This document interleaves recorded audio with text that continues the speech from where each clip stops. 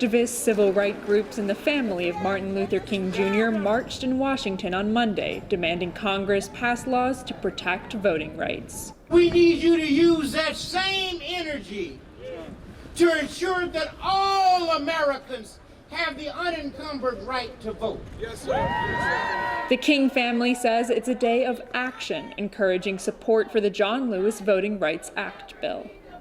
We are going to be a great generation. A great generation. The act would require states with histories of voting discrimination to receive approval from the federal government before changing voting rules.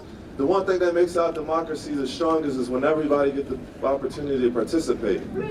One group, Unpack, says over 100 of its members are on day 5 of a hunger strike to support the John Lewis Act in Senate. It is past due time that the legacy that Dr. Martin Luther King fought for actually exists, and a lot of that starts with ensuring that the Freedom to Vote John Lewis Act passes.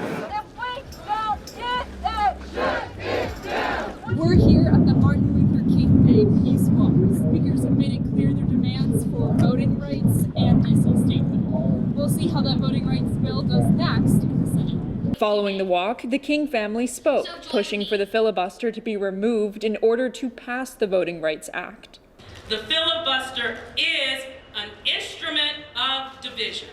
Martin Luther King III says words aren't enough. Legislation is the answer. Even though it may be true that the law cannot make a man love me, it can restrain him from lynching me. Speaker of the House Nancy Pelosi says the filibuster is just a custom that can be done without. We cannot confine our democracy to what might be bipartisanly possible. The Senate is expected to begin voting on the bill on Tuesday. Vanessa Kelson, Medill News Service.